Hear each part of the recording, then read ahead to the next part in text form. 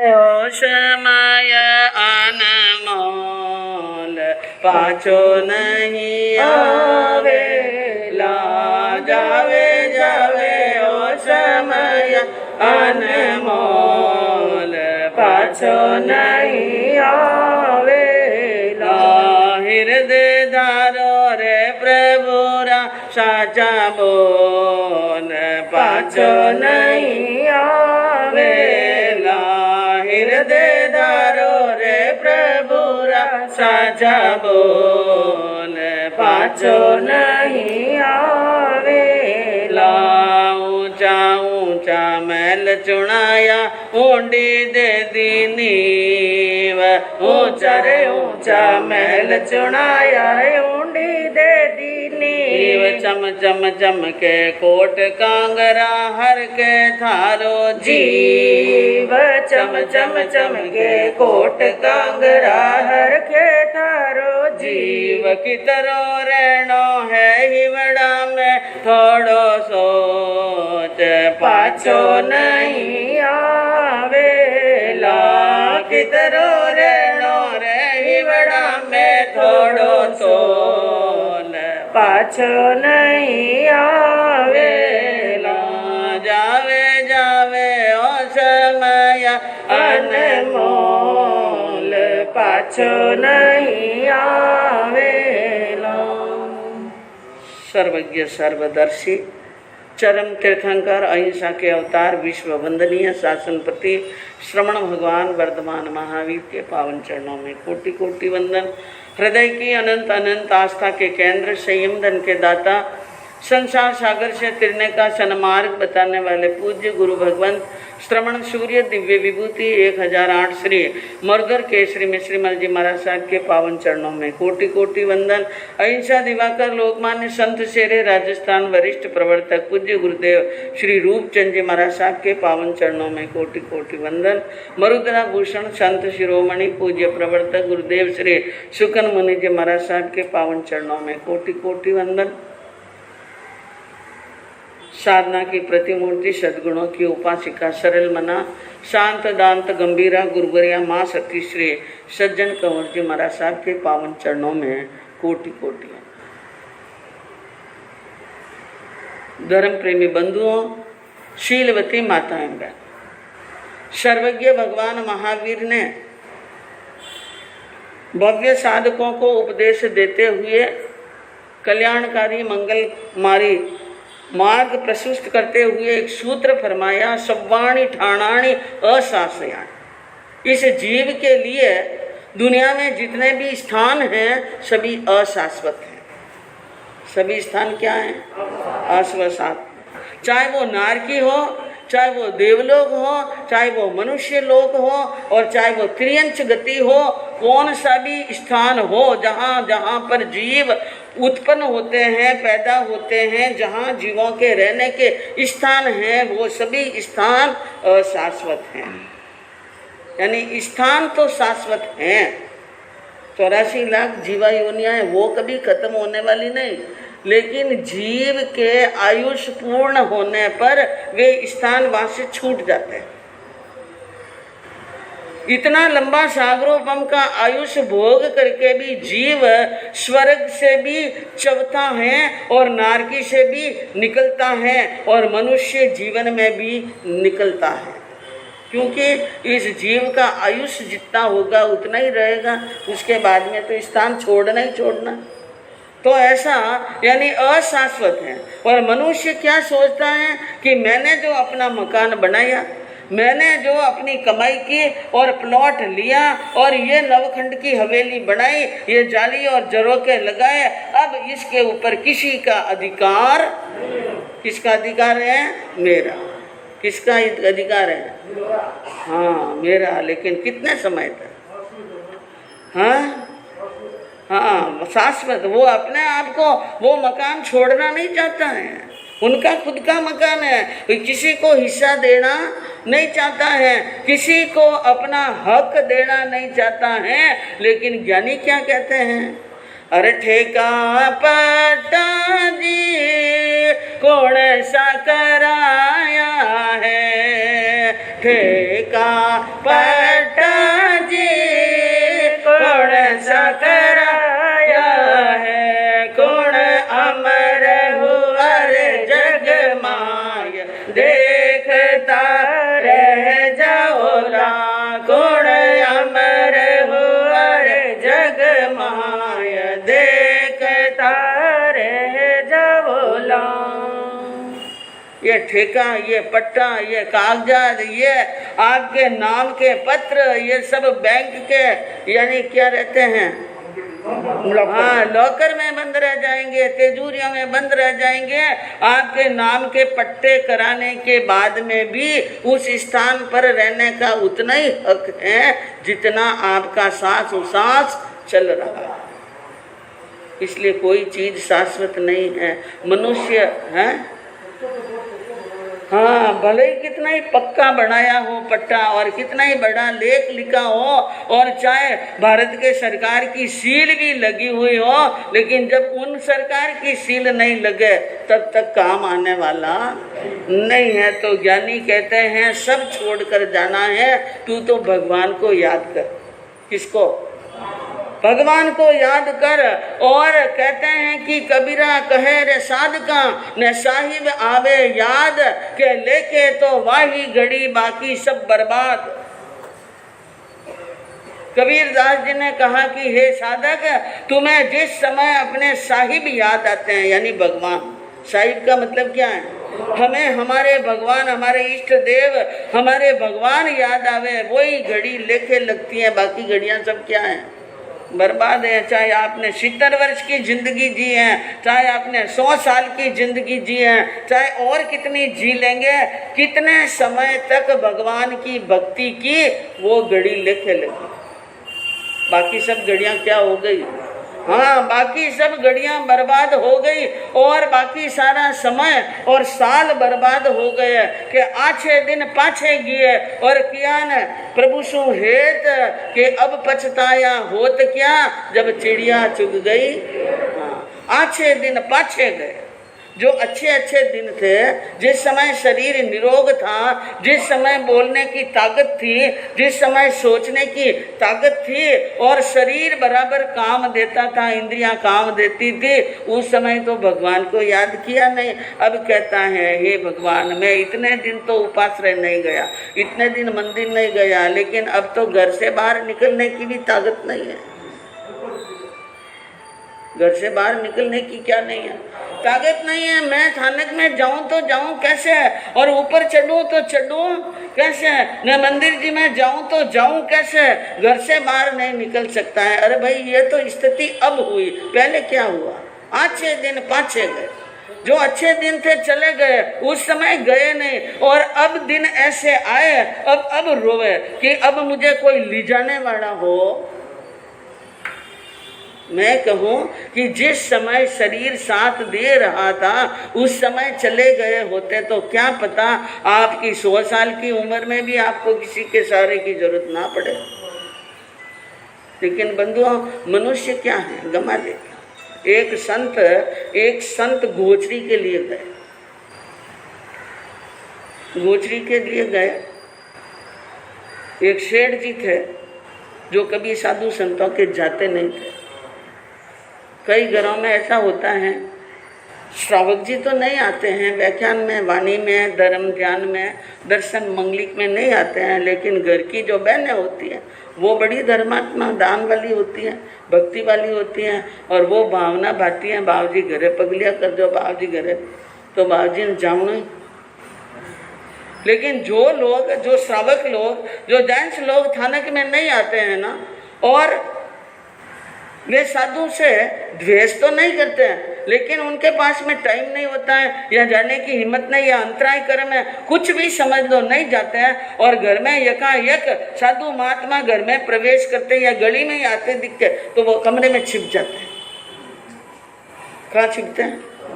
हाँ, और पर्दा भी डाल देते हैं, न बारी भी क्या कर लेते हैं, बंद कर लेते हैं। तो वो ऐसे ही सेठ जी थे जो कभी थानक में जाते नहीं थे, नाम तो सेठ जी का बहुत था, धनवान भी बहुत थे, लेकिन जाते नहीं थे। और उस घर के अंदर उस समय, जिस समय मुनिराज आए थे, उस समय घर की सेठानी घर में नहीं, पुत्र वधू अकेली। सेठ जी ने विचार किया, महाराज गोचरी के लिए आए हैं और गोचरी बैरानी है, लेकिन घर के अंदर सेठानी तो है नहीं, पुत्र वधू यूँ तो होशियार है, लेकिन बराबर बहराएगी कि नहीं बहराएगी। देखो वो जाते तो नहीं है, लेकिन गोचरी पानी बराबर देगी कि नहीं देगी, ये चिंता। मुनिराज आए, उनको जो पूछना था सूझता का पूछ लिया, और गोचरी भी बहू ने बहरा दी। सेठ जी खड़े खड़े देख ही रहे थे ऊपर से झांकले में से। और फिर बाद में बहू ने एक प्रश्न किया मुनि से। मुनि आए, गोचरी वो भी जवान ही थे न, बहू भी क्या थी, जवान। उन्हें प्रश्न किया मुनिराज से, आप जल्दी कैसे आ गए? क्या पूछा? सेठ जी ने देखा कि घड़ी के यानी दिन का 1-1.5 पैर ढल रहा है, ज्यादा 1.5 पैर ढल रहा है। ये तो साधु संतों के गोचरी का टाइम है, और मुनि तो समय पर ही गोचरी आए। और बहू ने ये उटपटांग प्रश्न क्यों किया कि आप जल्दी कैसे आए? कहा ये क्या जरूरत थी बहू को बोलने की, घर में सासू नहीं है, घर में कोई बडेरे नहीं है, और आजकल की लड़कियों को बोलने का थोड़ा ज़्यादा ही शौक है। सेठ जी ने कहा, मन में सोचा, बिना मतलब ही संतों से प्रश्न करती हैं, बेढंगा प्रश्न। तो संत क्या जवाब देते हैं? संत ने कहा, टाइम समय का भरोसा नहीं, समय का ध्यान नहीं, समय का ध्यान नहीं। तो और संत की बात सुने तो सेठ जी और आते, ये संत हैं, घर बार छोटे हैं, सफेद वस्त्र पहने हैं, मुनि हैं, दुनिया इनको हाथ जोड़ती है, इनको समय का ध्यान नहीं। जवाब भी दिया तो कैसा दिया, जवाब भी कैसा दिया, समय का ध्यान नहीं। साधु बने तो समय का तो क्या रखना चाहिए, हाँ ध्यान रखना चाहिए। इन्होंने भी जवाब उठपटांग दे दिया। फिर संत ने एक बात पूछी बहू से कि बहन मुझे यह बताओ तुम्हारी उम्र कितनी? सेठ जी को और गुस्सा, क्या जरूरत है इन संतों को ये पंचायतें करने कि तेरी उम्र कितनी है? बहू ने कहा 5 साल की। कितने साल की? 5 साल की। उन्होंने कहा, सेठ जी ने विचार किया, पूरी 18-19 साल की जल्दी ब्याह कर देता है, हाँ? और उम्र कितनी बता रही है? 5 साल की। तो ये बात सुनी कि 5 साल की उम्र है, तो मुनिराज ने पूछा, बहन तेरे पति की उम्र के 2 साल की? कितने साल? 2 साल की।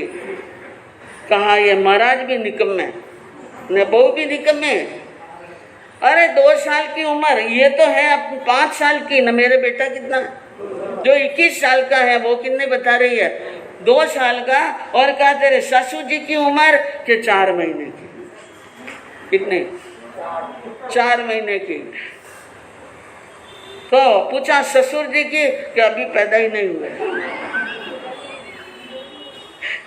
अब उनको बहुत गुस्सा आया सेठ जी को कि क्या तो ये मुनि है और कैसी ये बहू है, अपनी उम्र 5 साल की, पति की उम्र 2 साल की, ससुर जी की उम्र 4 महीने की, और मैं पैदा ही नहीं हुआ। और मैं पैदा नहीं हुआ तो इनका पति कैसे हो गया? समझ में नहीं आता है, ऐसा कैसे बोल रही है। मुनिराज ने कहा कि बहन एक बात और पूछ रहा हूँ, जाते जाते उत्तर दे दो कि तुम हमेशा बासी खाती हो कि ताज़ा? का मुनिराज मेरे भाग्य में कहाँ लिखा है ताज़ा, मैं तो रोज बासी खाती। अब सेठ जी को गुस्सा आया, मतलब रोज तीनों टाइम गर्मा गर्म क्या बनता है? भोजन ताज़ा ताज़ा, और भाप निकलते भोजन खाती है, ताज़ा भोजन खाती है। मुनि को कहती है मैं बासी खाती हूँ। आज तो मुनि का भी नंबर लेना पड़ेगा। मुनि तो वहां से चले गए उपाश्रय के अंदर, स्थाने के अंदर, और सेठ जी धड़ाधड़ उतरे नीचे और बहू को जितना सुनाना था वो सुनाया। और कहा कि ऐसे जवाब सवाल करने की, संतों के सामने जबान लड़ाई क्या जरूरत ने? क्या पूछा, क्या पूछती है तू, क्या पूछता है वो संत? आज तो इस बात का निवेड़ा ही करना पड़ेगा। बहू ने कहा पिताजी गुस्सा मत कीजिए, ये ठंडे पानी की गिलास है, एक बार पानी पी लो। पानी पिलाया। कहा नहीं, आज तो इनका निर्णय करना है कि चलो करिए निर्णय। कहाँ करना? चलो उन मुनि के पास में, जो संत भी इतना प्रश्न कर रहे थे। आज उनके गुरुजी को मालूम तो पड़ना चाहिए कि वो तो रहते हैं थानक में बैठे हैं और उनके चेले कैसे प्रश्न उत्तर करते हैं, कैसे बहनों से बातें करते हैं और उठ पटांग जवाब देते हैं। इसलिए आए सेठ जी थानक में। आज दिन तक तो आए नहीं थे। गोचरी ला करके रखी, संतों ने गोचरी की और बाहर आकर के संत माला फेरने के लिए पाठ पर बैठे ही थे और बन बनाते सेठ जी पहुंच गए। और आज उन सेठ जी को पहली बार देखा। कहा इन सेठ जी का नाम तो सुना है, जानता हूँ, लेकिन ये थानक में कभी व्याख्यान में आते नहीं है। पूछा भाई आज आपका आना? क्या महाराज आना तो मैं तो कोई थानक में आना नहीं चाहता हूँ, मेरे तो इच्छा होती नहीं है, मैं थानक में नहीं आना चाहता। सेठ जी ने हाथ भी नहीं जोड़े। मुनिराज थानक में नहीं आना चाहता हूं, लेकिन एक बात बन गई। क्या बात बनी? सारी बात सुनाई। ऐसे ऐसे बहू ने पूछा, ऐसे ऐसे आपके शिष्य ने जवाब दिया, क्या मतलब है इनका? तो गुरुजी ने शिष्य जो कमरा में बैठा था उसको कहा भाई बाहर आओ, आज इन सेठ जी के घर पर गोचे गए। मुझे मालूम नहीं ये सेठ जी का ही घर था, किसका घर था, लेकिन ये बहन जरूर थी उस घर के अंदर, क्योंकि बहू को भी साथ में लेके आए थे सेठ जी। हाँ ये तो जरूर थे। तो तुमने ये पूछा, इन्होंने ये पूछा, तुमने ये जवाब दिया? उसने कहा हाँ गुरु जी। अब बहन से पूछा पहले संतों को, संत ने मुझे यह बता, तूने ऐसा प्रश्न किया कि आप जल्दी कैसे आ गए, इसका क्या मतलब? उसने कहा जल्दी कि आपकी अभी उम्र बहुत छोटी है। संतों की उम्र क्या है? छोटी है, खाने पीने के दिन है, संसार के सुख देखने के दिन है, आप इतने जल्दी कैसे आ गए, यानी मार्ग पर कैसे आ गए, पूछने का मतलब है। तो पिताजी गुरुदेव मैंने इस कारण से ये प्रश्न पूछा ने, संतों ने क्या जवाब दिया कि समय का ध्यान नहीं। संत ने कहा सही कहा गुरुदेव, समय का क्या ध्यान, किस समय काल आ जाए, काल का कोई ध्यान नहीं। हमें पूछकर थोड़ी सा आता है कि मैं आने वाला हूँ। समय का काल का कोई भरोसा नहीं है, इसलिए जब जागे तभी सवेरा। इसलिए मेरी आत्मा जल्दी जग गई, मैं जल्दी मार्ग पर आ गया। अब बहन को पूछा कि तुम्हारी उम्र 5 वर्ष की कैसे बताई? उन्हें कहा गुरुदेव 5 वर्ष की उम्र इसलिए बताई कि मैं धर्म ध्यान करना मैंने सीखा है, माँ समाई करनी सीखी है। 5 साल ही हुए मुझे धर्म करते, उनके पहले मैं धर्म नहीं करती थी। तो पहली वाली उम्र से क्या लेना, वो तो गई, वो उम्र तो क्या गई, बेकार। तो इसलिए मैंने मेरी उम्र 5 बताई। और शादी हुए 2 साल पहले मेरे पतिदेव को तो नमो अरियंतानम आता ही नहीं था। धीरे धीरे धीरे मैंने उनको नमो अरियंतानम तिको तो आए न पाए न इच्छा कारण संदेश और समाई करना, प्रार्थना करना और छोटे मोटे व्रत पचकान, ये मैंने सीखा है। और 2 साल से वो बराबर कर रहे हैं। तो उनकी उम्र कितनी हुई? 2 साल की। तब सेठ जी मन में समझ गए कि अभी इसी चातुर्मास में ही इनकी सासू थानक में जानी शुरू हुई है। तो लगभग उम्र कितनी रही? 4 महीने की हुई है। और इस हिसाब से तो मैं अभी तक जन्मा ही नहीं हूँ। अब सेठ जी ने आगे कुछ नहीं पूछा, समझ गए मन में, क्योंकि सेठ जी समझदार थे, समझ गए कि मैं धर्म ध्यान नहीं करता हूँ, कुछ भी नहीं करता हूँ, इसलिए मेरी उम्र बताई नहीं। लेकिन एक बात है, मेरे घर के अंदर 3 टाइम ताज़ा भोजन बनता है। और बहू ने ऐसी बात कैसे कही? तो कहा पिताजी इसमें मैंने कोई गलती नहीं की है, पहले जन्म की पुण्यवानी आपकी बड़ी जोरदार है। हम पहले जन्म की आपके पूर्व की पुण्यवानी की रोटी खा रहे हैं। आज आप नया धर्म कुछ भी नहीं कर रहे हैं, नई पुण्यवानी कुछ भी नहीं बांध रहे हैं। इसलिए मैंने कहा कि मैं बासी खा रही हूँ, ताजा कहाँ लिखा है। तो बात ये है। तो बंधुओं, कहने का मतलब क्या हुआ कि जिस समय हम धर्म करते हैं, त्याग में होते हैं, व्रत में होते हैं, पचखाण में होते हैं, वो समय हमारा लेके लगता है। आपको छोटे से ही पचखाण कराते हैं पर यानी मंगलिक देते समय, लेकिन पूरे दिन के कराते हैं ना। एक दिन में आप एक भी पचखाण ग्रहण करते हैं ना, तो आपका पूरा समय एक व्रत में बंधे हुए हैं। किस में बंधे हुए हैं? व्रत में। और एक व्रत में, छोटे से व्रत में भी बंधा हुआ व्यक्ति उस समय बीच में काल धर्म को प्राप्त हो जाए। आपके कोई व्रत ग्रहण किया हुआ है, पचखाण लिया हुआ है, और इस बीच में आपके किसी भी व्यक्ति को काल धर्म हो जाए, यानी काल आ जाए, तो वो मरकर नरक में नहीं जा सकता। यह महावीर का वाक्य है। हाँ, समकिती नरक में जा सकता है, लेकिन व्रती नरक में नहीं जाता। इतना फायदा है एक छोटे से व्रत करने का भी बंधुओं। तो जब व्रत किया, पचखाण किया, प्रार्थना की, समय की, वो समय तो हमारा क्या लग गया? लेख है। और बाकी समय क्या लग गया है? बर्बाद। अब कोई व्यक्ति क्या कहीं रह गयो था, 5 मिनट मोड़ो रह गयो, तो कहीं परलय रह गयो, कहीं हम 4 मिनट 5 मिनट, और कभी कभी तो एक दिन पूरा भी चूक जाते हैं ना, तो भी हम घबराते नहीं हैं। क्या हो गया, आज नहीं तो कल। एक क्लास के अंदर एक बच्चा 5 मिनट लेट पहुंचा। हेड मास्टर ने कहा कि बच्चा तू 5 मिनट लेट आया। उसने कहा सर 5 मिनट ही तो लेट आया। कितना? ऐसा बोला बच्चा। हेड मास्टर ने कहा सिर्फ 5 मिनट। अरे 5 मिनट तू लेट करता है। तो हेडमास्टर ने कहा अरे 5 मिनट का मूल्य क्या है तू जानता है? 5 मिनट का मूल्य क्या है? हमारे भारत की जनसंख्या है 5 मिनट का अगर लेट करे तो 50 अरब मिनट बेकार हुए। कितने? और उनके कितने वर्ष हो जाते हैं? 200 से अधिक लोग। यानी कहने का मतलब कि एक व्यक्ति 5 मिनट को भी बर्बाद को मामूली चीज समझता है। अगर हमारे देश की 1 अरब जनता 5 मिनट कार्य में लेट हो जाए तो 200 अरब से भी ज्यादा मिनट लग जाएंगे।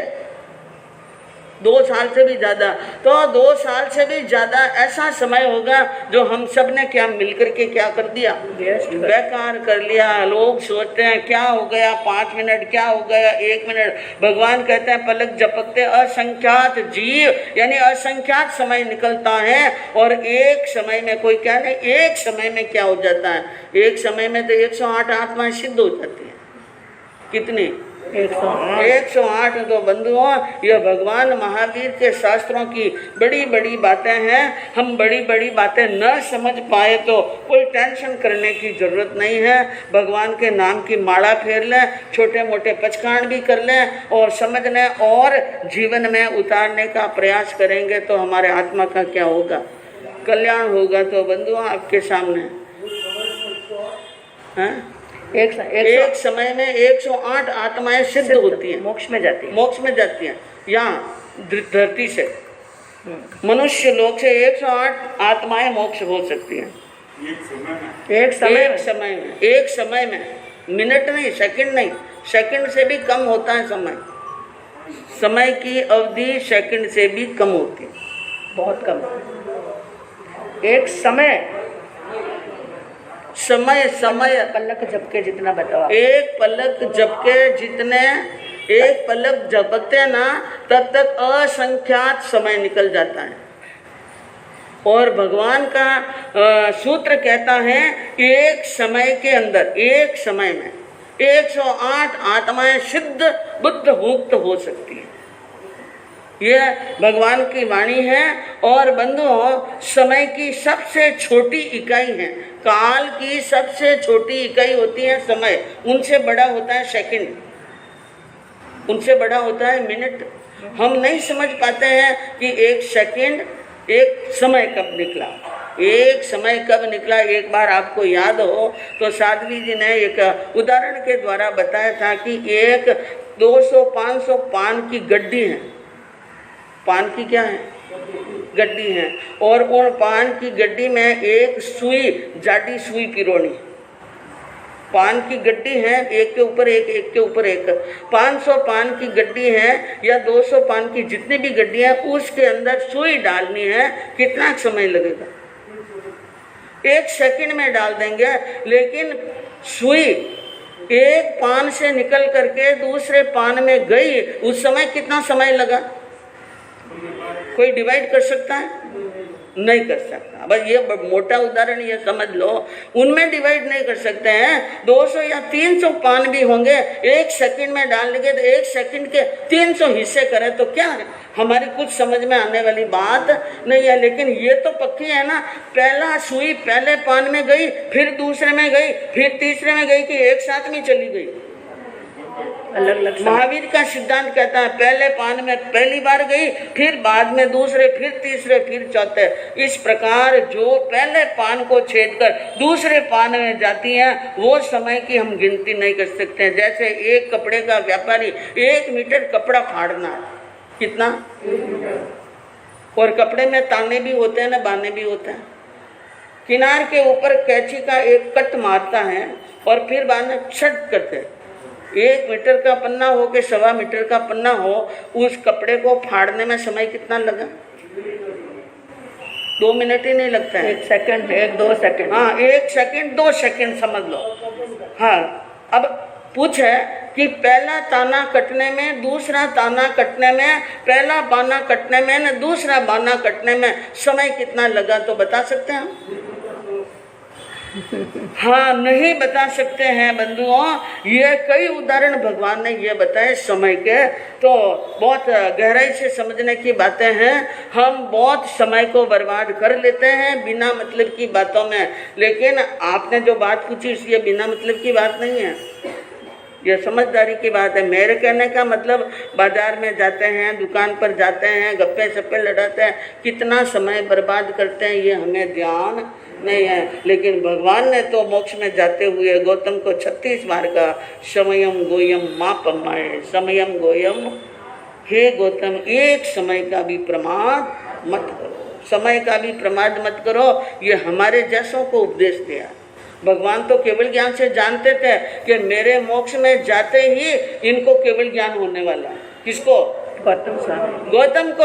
और ये तो मोक्ष में जाएंगे ही जाएंगे, लेकिन भगवान उनको संबोधन करके हमें भी क्या दिया है? उपदेश दिया है। तो बंधुओं, हम अपने जीवन के एक एक रहस्य को समझने की कोशिश करेंगे और जीवन को सार्थक बनाएंगे। तो आपके सामने वर्णन चल रहा था अंजना सती के जीवन चारित्र का, कि वे कर्मों की गति को भोग रही हैं और कर्म ऐसे दुखदायी कर्म उदय में आए हैं कि उन कर्म के उदय काल के अंदर कोई उनका अपना सगा, हाँ अभी सुना, नारकी में कोई अपना सगा नहीं है। लेकिन मनुष्य लोक में तो कभी माता पिता भाई या कभी पड़ोसी या सखी सहेलियां सगी बन जाती हैं, दुख की बात सुन लेती हैं, लेकिन वहाँ सुनने वाला कोई नहीं। तो आई तो अंजना इस हिसाब से थी कि माता पिता मेरी बात सुनेंगे, भाई बात सुनेंगे, भुजाई सुनेंगे, लेकिन किसी ने बात नहीं सुनी तो अंजना और दुखी हो गई। सब मतलब के संग साथी हैं, दुनिया में किसी का कोई नहीं। सब मतलब के संग साथी हैं, दुनिया में किसी का कोई नहीं। सब अपने अपने गर्जी हैं, दुख दर्दी दिल का कोई नहीं।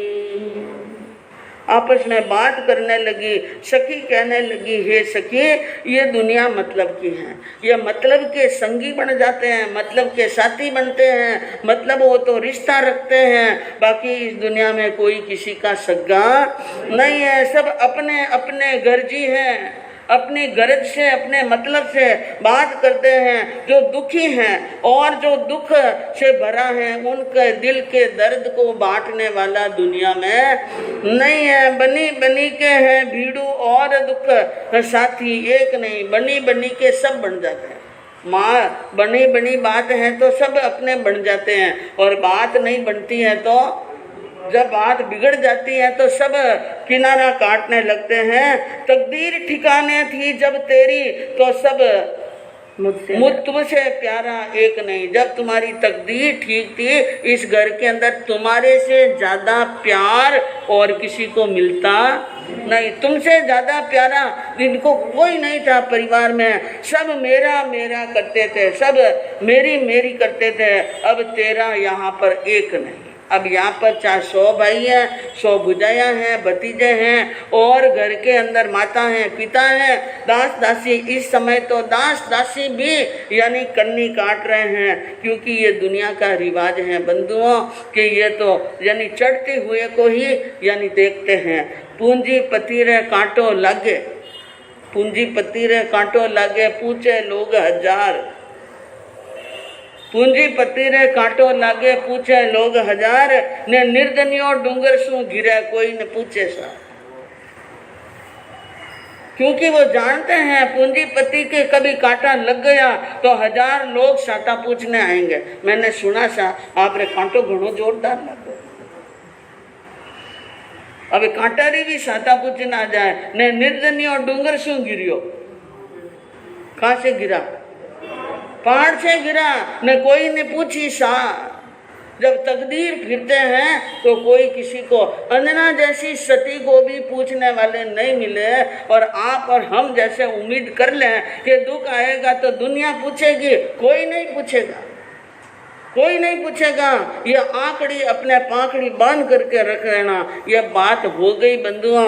अब भाई के घर से रवाना होकर बहन आगे पहुंच गई हैं। ऐसे आखिर आ गई न माणक चौक मजार, नागरिक नर से सती कर रही एम पुकार।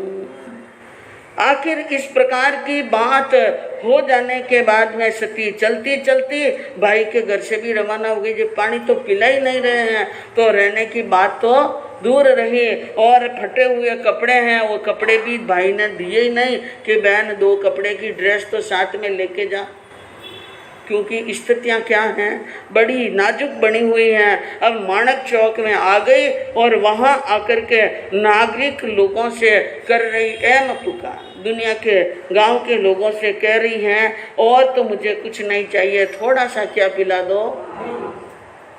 नगरी रा लोगा कोई तो पिलावा रे पानी आयन, नगरी रा लोगा कोई तो पिलावा पानी आयन। अरे प्यासा मरता मरूं हाय मैं निर्नयन में आयो जी, निर्नयन में आयो। माता पिता तो मुझ पर रूठे, पानी नहीं पिलायो जी, नगरी रा लोगा कोई तो पिलाओ पानी आयो।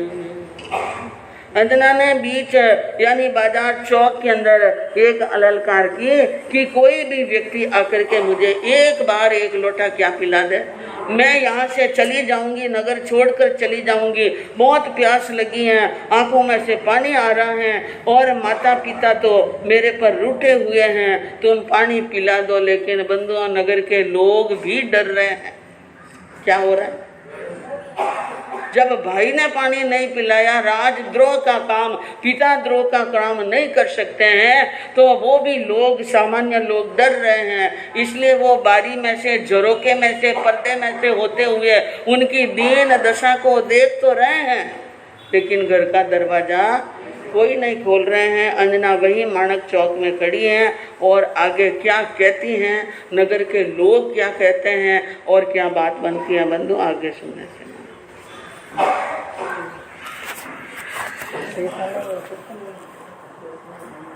आज हमारे होश माया